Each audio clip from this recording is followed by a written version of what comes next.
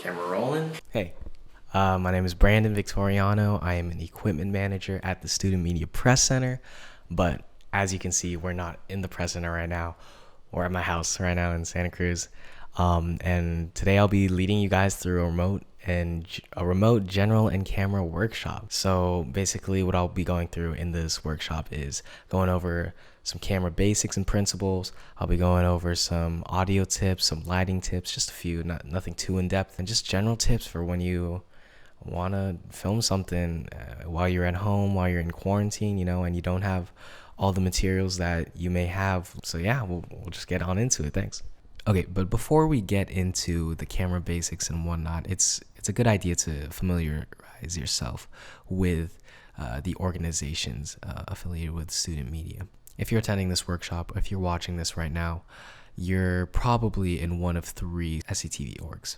So that would be On the Spot, which is a comedy sketch organization. There is Film Production Coalition, an org that produces short films. And there's CHP Now, the broadcast branch of City on a Hill Press. All three of these orgs are categorized under SCTV. SCTV covers all the broadcast and video orgs. And above SCTV is student media. And student media includes the broadcast orgs, so that includes OTS, CHP Now, and FPC, as well as all the print orgs and radio organizations. So radio organizations would be KZSC. For the print orgs, there would be CHP, there'd be Leviathan Journal, Eye Candy, you name it. Those are all student media. And student media further falls under the bigger organization and community of SOMeCA. SOMeCA stands for SOAR, Student Media, Cultural Arts, and Diversity. So let's go in depth to what SCTV is. And SCTV stands for Student Cable Television. Student Cable Television is comprised of various broadcast, film, and news media organizations at UCSC. And you can watch all of our content on our platforms of YouTube, Vimeo, and Facebook. Right now we have three current orgs within SCTV. First one being Film Production Coalition, FPC for short.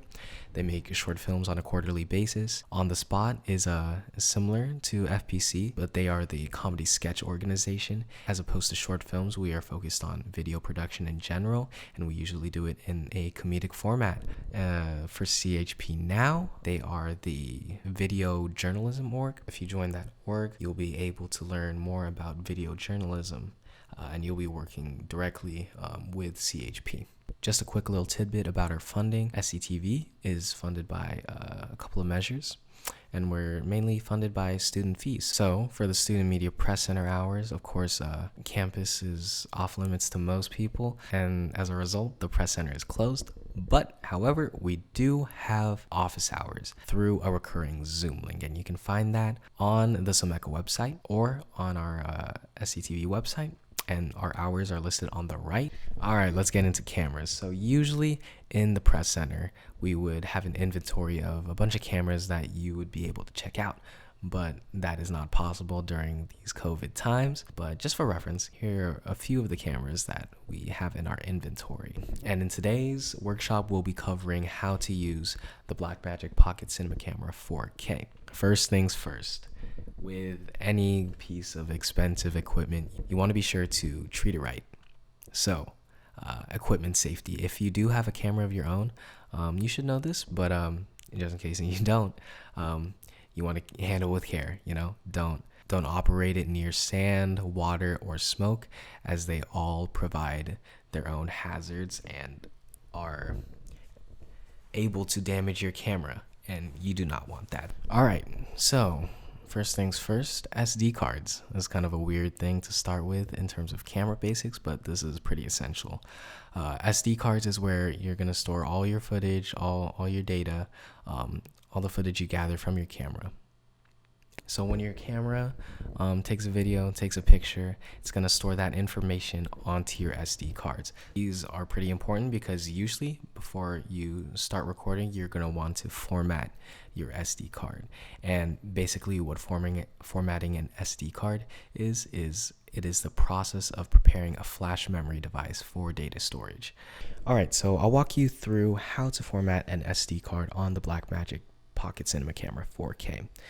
So when you're at your kind of default screen, when you're just looking at the image, I'm swiping my hand in front of the camera, you should see a little button on the bottom. And if you don't see this menu, just swipe up or down, or swipe up to reveal the menu. Then you press this on the right. This indicates the SD card that is inserted. So click there. You'll pop up to this menu. You'll go to the slot that you want to format your SD card. Since there's only one inserted right now, we'll do the right one, format SD card.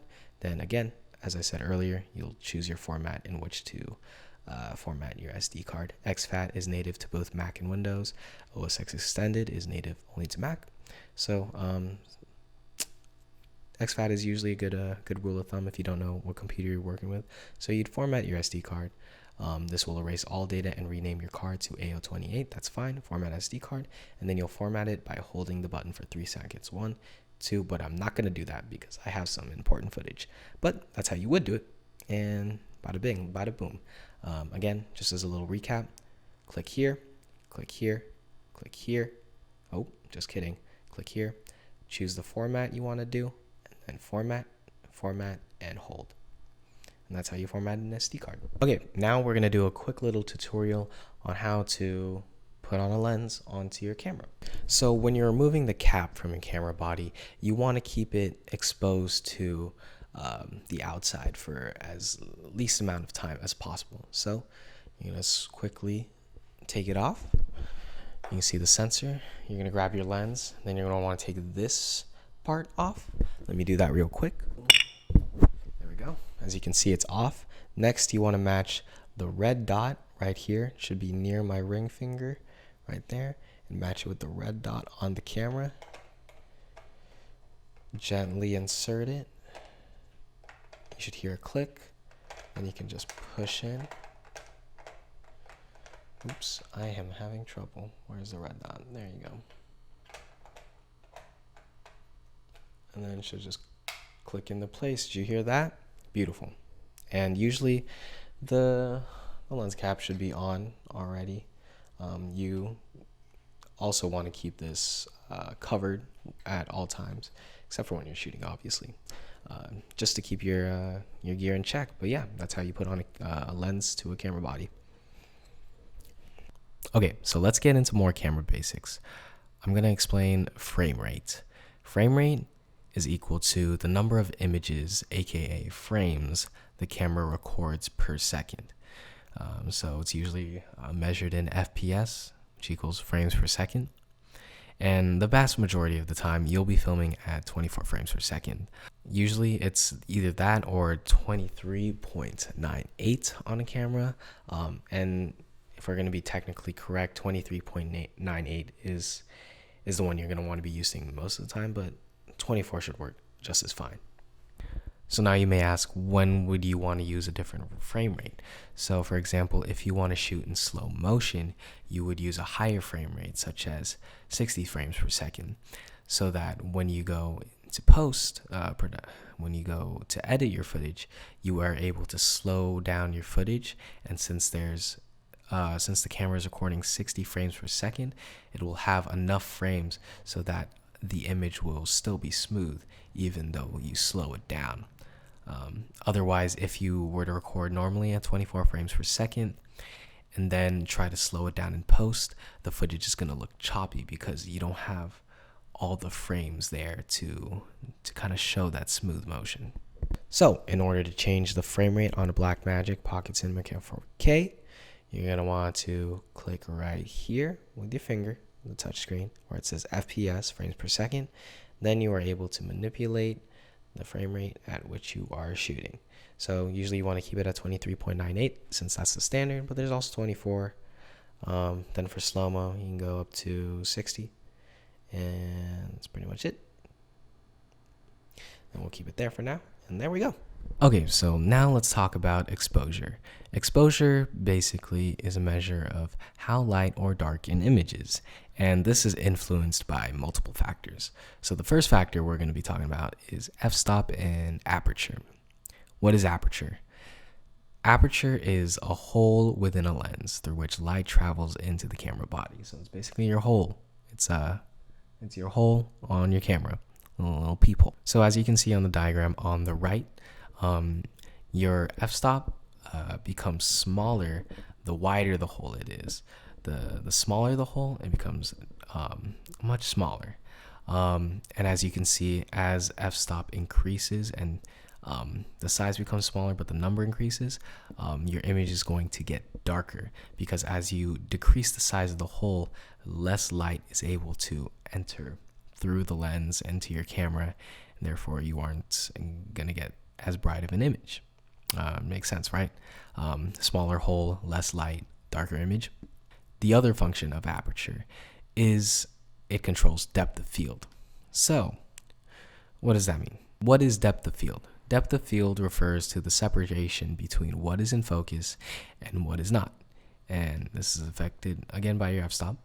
As you can see on the image on the left, when you have a higher f-stop of 22, you are in what you would call deep focus, where everything is in focus. So as you can see, the mailbox is in focus as well as the background. But if you put the f-stop to 2.8, you will have shallow focus, where only what you point at is in focus. So as you can see, since we're pointing at the mailbox, it's only going to be the mailbox that is in focus. So of course you can use these different apertures to your preference. It's the stylistic choice in terms of what you want in focus in your image. So again, as a recap, shallow focus is meaning that less of the image will be in focus, and deep focus is when a majority of your image is in focus. So that would includes the foreground, background, midground, yada, yada, yada. The next thing that influences your exposure is your ISO, or ISO to some people. And what ISO is basically it controls the camera's sensor's sensitivity to light. And unlike the other methods of f-stop and aperture, whereas you're physically changing like the size of the hole and how much light is let into the camera, ISO is completely digital. And another function of ISO is that it controls the noise and gain level in the shot. So what do we mean by noise and gain level? So as you can see in this image on the left, a clean image is as it would appear clean. There's nothing too much going on. But when you have a noisy image and you put the ISO to 3200, it can introduce grain or noise into your shot. So as a rule of thumb, low ISOs usually have darker but clear images, whereas high ISOs, if you're trying to brighten up your image, it will become more brighter. But since it's a digital process, it will make your footage a little more grainy. For cameras, they all have a native ISO setting, and for C100s, it will be 850. For a Blackmagic, at least for the 4K, it is dual native ISO, so your best bet is to be shooting at ISO 800 or 3200. So again, what does ISO and grain mean?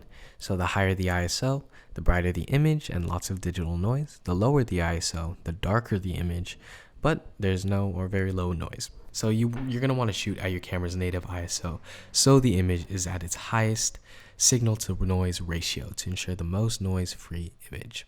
So ISO is helpful when you're shooting in conditions where you don't have access to the most amount of light.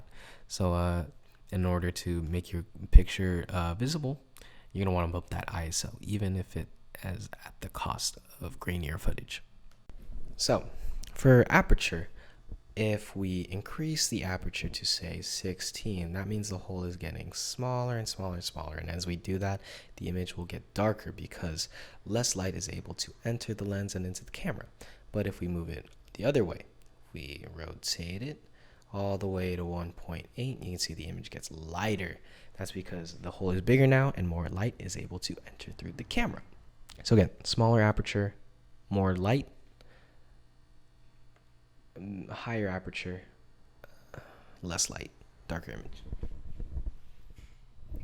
But be in mind that with your higher aperture, so say an aperture of 22, f22, you'll have deeper focus. That means more in the shot will be in focus, as opposed to smaller aperture, only certain things in the frame will be in focus. So as you can see, this couch is now the only thing in focus, but if we raise the aperture a little, more things start to become more clear, yet it becomes more dark. Just a quick tip on frame rate and how to change it on a Blackmagic. You're gonna want to click here where it says FPS. Should already show what frame rate you're shooting at. We're at 23.98, which is good because that's the standard. That is 24 frames per second. There's also precisely 24, but you're usually going to want to leave it here because that's the standard. And we can choose from a variety of frame rates. And again, you want to change depending on the situation and the kind of shot. So if you want to be shooting slow motion, you're probably going to want to shoot at 60 frames per second.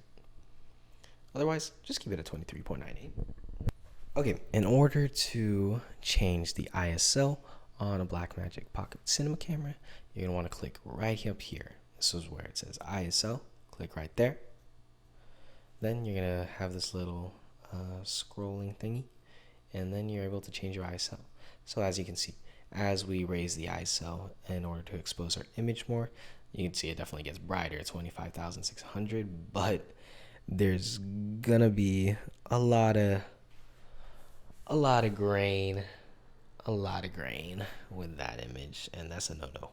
So we can also bump it down, but now our image is underexposed. It's very dark. Usually want to keep it at the native ISO 800, or since the Blackmagic is dual native, you can also put it at 3200. There you go.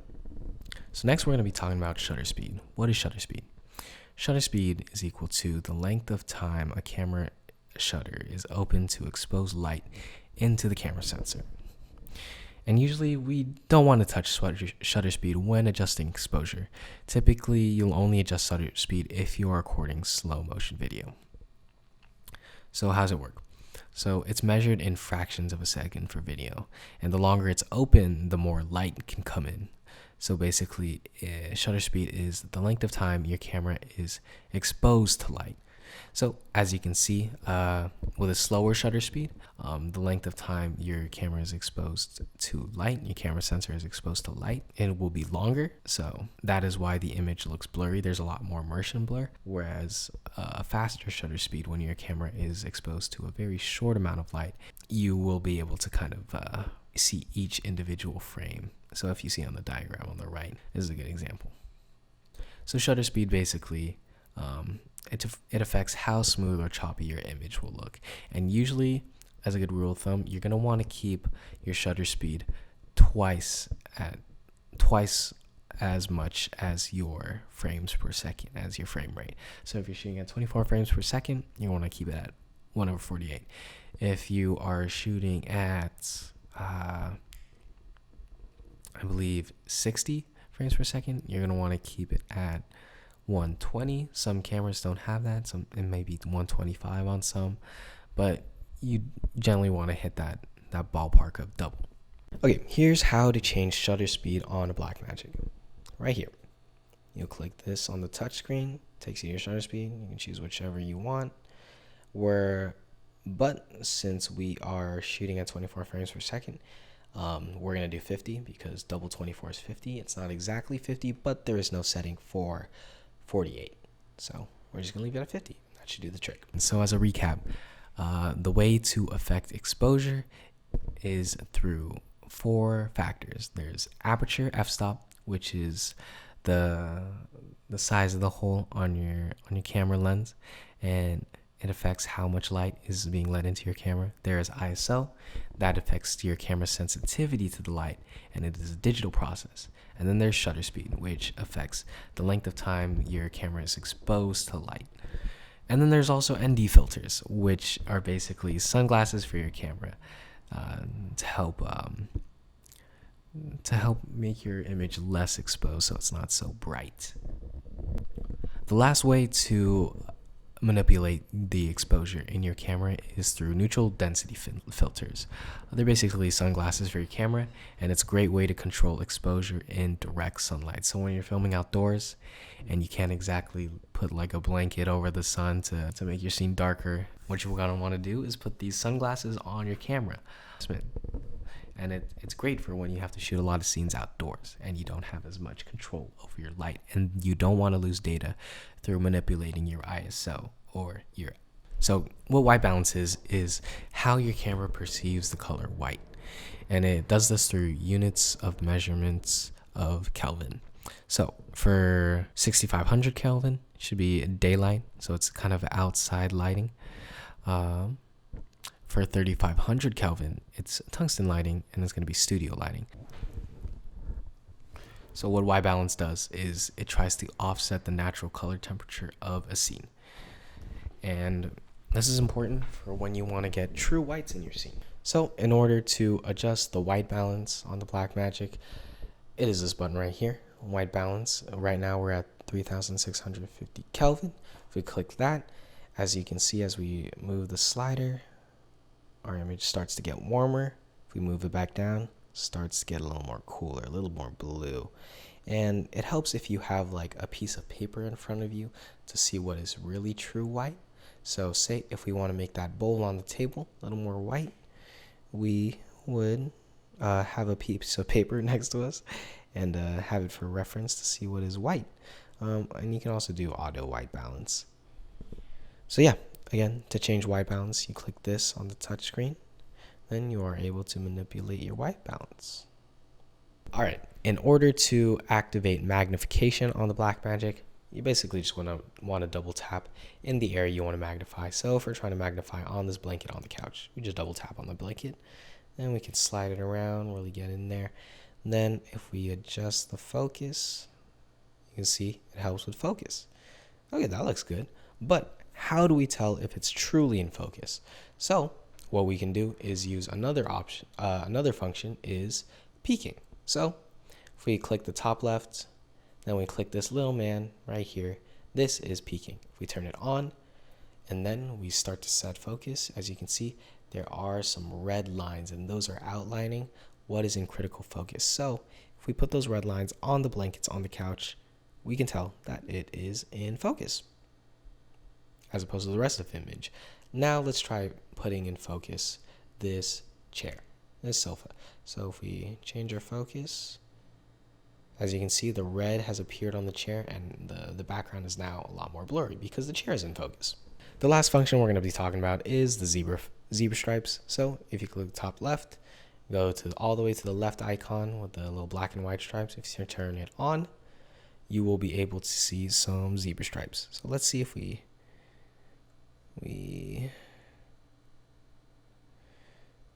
are there any parts of our image that is okay. So with zebra stripes on now, if we raise the ISO to an extreme level, as you can see, all these areas that are in black and white stripes, those are areas of overexposure, so we do not want that. Let's move it back down to 800, and that's looking better. So once you see those zebra stripes, you're losing data, and you do not want that to happen. So it's good to use zebra stripes to keep in check your image. Okay, now let's talk about focal length. And what focal length is the distance from the lens to the sensor. What focal length does is it affects the level of zoom. The focal length is usually measured in millimeters. So a small number is going to equal a wide field of view. It's going to look zoomed out. So it can look like a fisheye if it's too small. If it's a large number, then that means the field of view is very narrow. It's going to be zoomed in. It can flatten out your subject if it's too large. So as you can see from this GIF, you can see the difference between the different millimeters and how this change in focal length distorts your image in certain ways.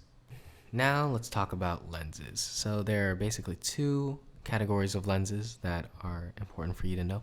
There are the primes, which have a fixed focal length. They can't zoom, but they are usually faster, meaning they have a wider maximum aperture.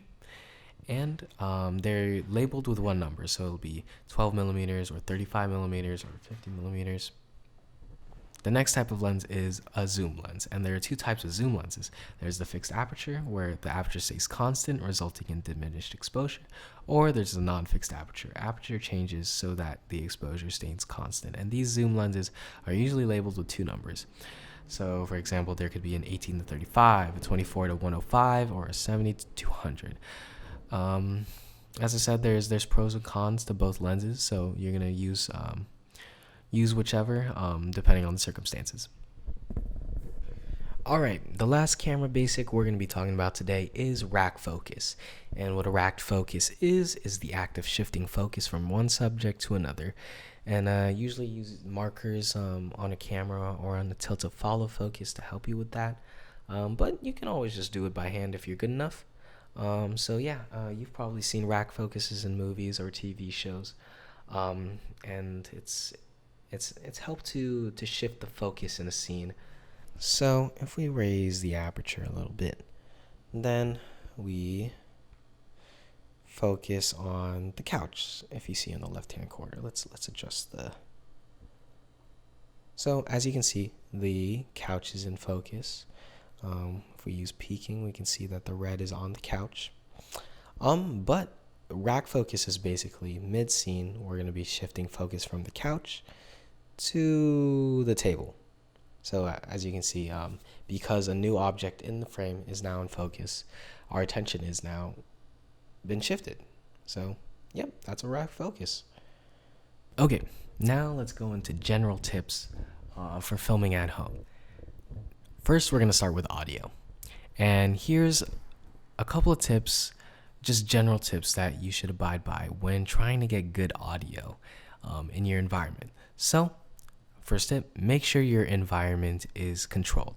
So what this means is there are no background voices or cars in the background. Cover up holes where sounds may come from. So if you have a door and there's like a little crack under the door, maybe shove a blanket under that so sounds have a harder time coming into the room. Throughout this workshop, you have probably heard a lot of noises in the background that may be my housemates. So I can definitely take a tip or two from myself and try to find a more controlled environment. But yeah, you can always work to make your environment a little more controlled and have a little more control over what kind of audio you hear. Second tip, use a microphone when you can. Camera audio is often not good enough. If your camera records audio, that's great, but if you want better quality audio, you want your mic either pointing towards your actors or at least somewhat in the near vicinity of them in the same area. The closer your audio is to your mic, the better the quality. And just be smart about it. You can hide mics within your set. You can hide it behind things that the camera can't see. And also make sure to use a pop filter. And pop filters basically reduce harsh sounds that humans can make. So this can include S sounds like S, S. You see how loud that is? Or P, P. It's kind of a popping sound. Or T, T.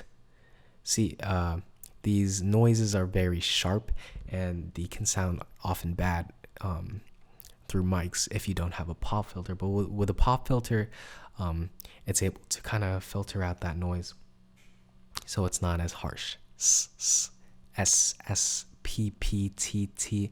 Those are the consonants to watch out for. Next tip, cater your scripts to not even use a microphone. Often what a lot of film students will do is they will employ scripts with a voiceover so that they can get audio at another time and they can focus only on the camera within a scene. Fourth tip, use blankets and pillows to absorb sound. So if you've ever seen videos on YouTube where content creators have kind of styrofoam padding or some kind of padding on the wall, this is to absorb sound so that their audio quality within that specific room is much better. And again, remember that blankets and pillows are your friends. If you have those, try to spread that throughout your room so that the sound gets absorbed by that and it doesn't bounce off, say, hard surfaces such as like walls and come back into your mic. That can mess with the quality of your audio. And then the last tip for getting good audio is just get creative. Like I said, this applies to any of the 4 above tips. So make sure your environment is controlled. Be creative in terms of choosing your environment and how you manipulate it. Telling your friends or housemates to just shut up or leave the room if they can. Using a pop filter, you don't have to buy one. What I used to do is I'd get a sock and I'd put it over my mic, and it is no replacement for a pop filter, but it definitely filtered out some sound, and the quality of audio was a lot more bearable than if I had not put the sock on there. Have your actors speak louder and more directionally. If you know the mic is in a certain place, just tell them where it is. Have them help you out. And remember, reduce background noise with blankets and pillows. Find any kind of cloth that you can and litter your set with it so that your audio will sound better. Now we're going to talk about tips for filming remotely with lighting. So the first tip for lighting, especially lighting at home, is make sure your environment is controlled. Make sure that your actors aren't doing any movement that may change the lighting. Hopefully you have lights that are pretty stationary and they don't move.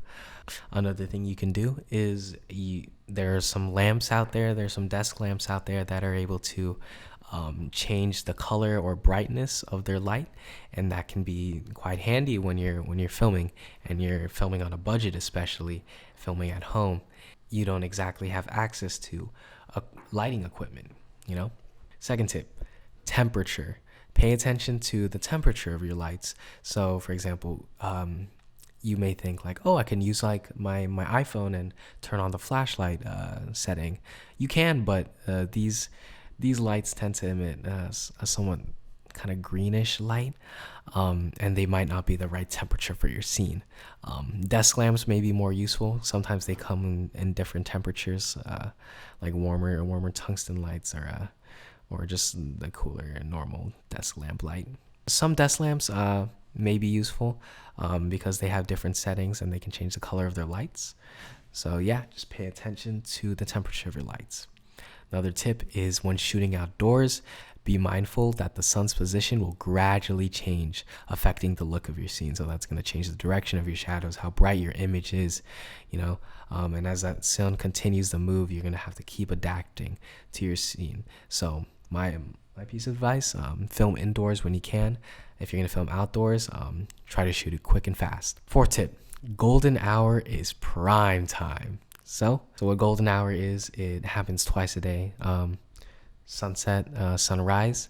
And at this time, the light acts in a way in which it can often make your subjects look a little more flattering. So definitely use this to your advantage. Be aware of the time and be aware of when golden hour is happening during your day. And you can always just do a Google search of when is golden hour in your area. Tip number 5, use bright or reflective surfaces to improve your lighting setup. If you have a light and it may be too strong, what you can do is you can bounce it off a white ceiling, a white wall, any kind of a reflective surface to kind of diffuse the light, to make it weaker, so that you don't have just like a light shining on your subject directly. And you can also use these surfaces to bounce the light in the direction you need it if lighting your subject straight on is not an option. Last tip, same with audio. Just get creative. There's a lot of lights that you can find at home, and there's also the use of practical lights. Often when we see like Christmas lights in the shot, they also illuminate your subject because they too are a light. Be wary of like what lights you have in your image, in your frame, in your camera, and use those to your advantage. You can also get creative in other aspects. So that is pretty much all I have for you guys today. I hope you guys learned something useful, at least maybe just brushed up on your camera basics, camera tips, and you learned some good lighting and audio tips for filming at home. But otherwise, that's it for me. And if you have any questions, don't hesitate to reach out to the equipment department. We'll be happy to help you out and provide you with the resources you need to success in your next film at home under quarantine. Thank you guys. Bye.